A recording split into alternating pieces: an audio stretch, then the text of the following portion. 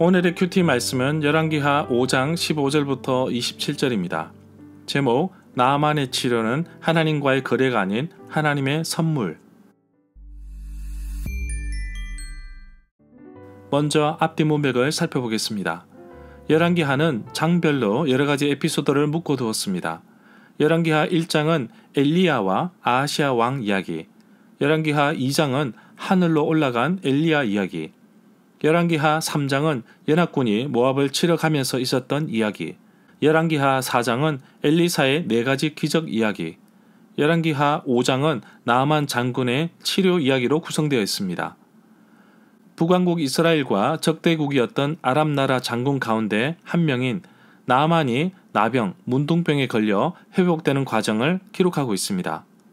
노예로 끌려왔던 어린 소녀의 지혜로운 충고에 귀를 기울여 순종한 결과 결국 북이스라엘로 향하게 되었고, 엘리사를 직접 만나보지 못하고 요단강에 7번 몸을 씻으라는 말에 화를 내며 발길을 돌렸지만 종들의 지혜로운 충고에 귀를 기울여 순종한 결과 그의 피부가 어린아이의 살결처럼 깨끗해졌습니다. 열왕기하 5장 후반부에서는 나아만의 신앙 고백을 들어볼 수 있습니다. 우상을 섬기는 이방 나라의 군대 장관으로 살았지만 병고침과 더불어 하나님을 만났습니다.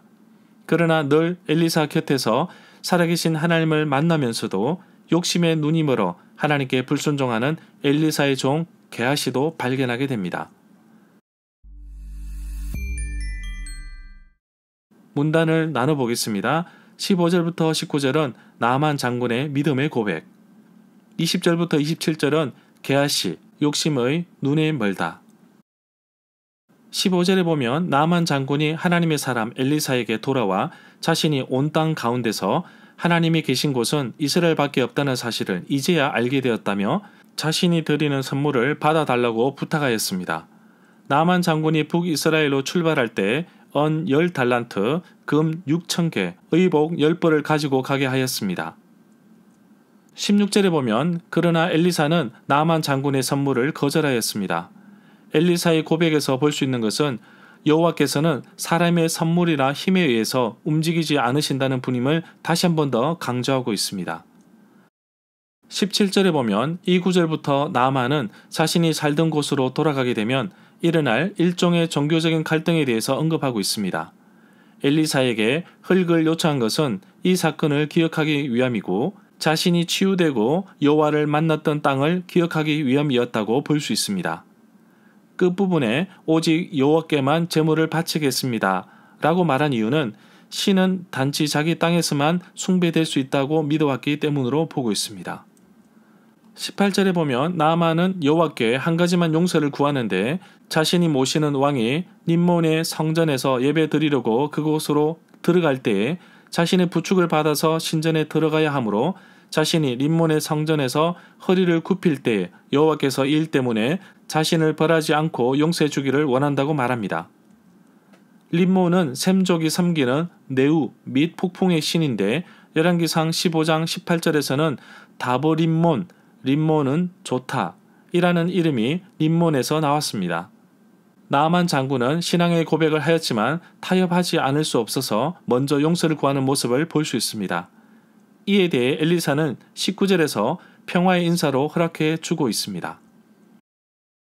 20절에 보면 나아만과 엘리사가 헤어진 이후 얼마쯤 길을 떠났는데 엘리사의 종 게하시가 나아만이 엘리사를 위해 준비한 선물이 생각났습니다.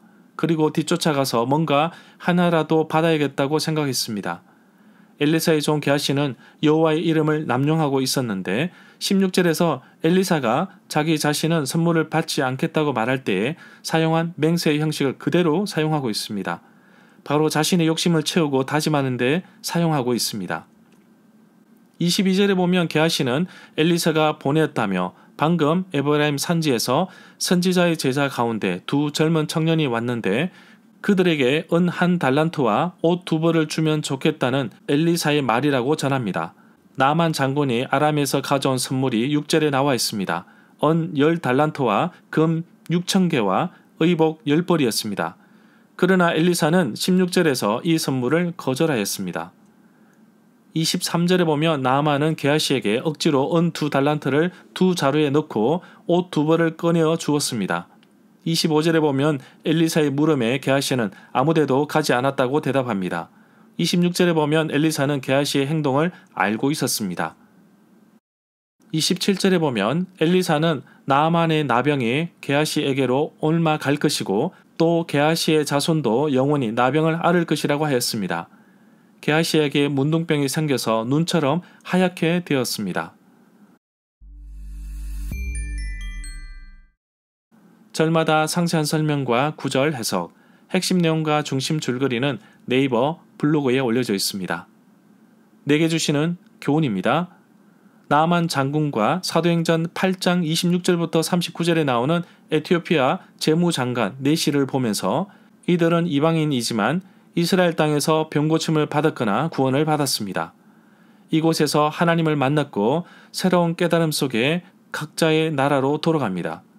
선교는 바로 이런 것입니다. 직접 오지나 타국에 가서 복음을 전할 수 있지만 그들을 이 땅에 불러와서 교육시키고 훈련시켜 파송하는 방법도 있습니다. 예를 들어 제주도에는 비자 없이 30일간 체류할 수 있다고 합니다. 제주도에 선교센터를 세워서 외국인 선교사를 양성하여 파송한다면 이 또한 좋은 방법이라고 생각합니다. 나아만의 신앙 고백은 정말 대단합니다. 병고침을 받은 것에 감사해서 선물을 준비한 것은 당연한 자세라고 보지만 그가 우상의 나라 아람에 가서도 어떻게든 하나님을 섬기기 위해 결심하는 모습이 정말 아름다운 결단이라고 봅니다. 당시 고정관념 때문에 이스라엘의 흙을 가져가야 하는 모습을 보면서 겉으로가 아닌 진심으로 하나님을 섬기고자 하는 그의 마음을 엿볼 수 있었습니다. 또한 하나님은 사람의 외모보다 중심을 보는 부심을 깨닫습니다. 오늘날 예배드리는 우리의 모습에서도 정말 온 마음을 다하고 하나님만 섬기고 하나님께만 예배드리기를 원합니다. 겉으로만 형식으로만이 아닌 내 마음을 다하여 온전히 드려지기를 소망합니다. 게하시는 그의 마음에 재물에 대한 욕심으로 가득 차 있었습니다. 반면 나아만은 자신의 병고침에 대해 하나님께 감사하고 그분만 섬기겠다는 열정으로 가득 차 있었습니다. 과연 내 모습은 어떠한가요? 나도 하나님 앞에서 내가 가진 열정을 마음껏 드리고 싶습니다. 오늘도 온 마음을 다하여 하나님께 나아가는 하루가 되기를 간절히 소망합니다.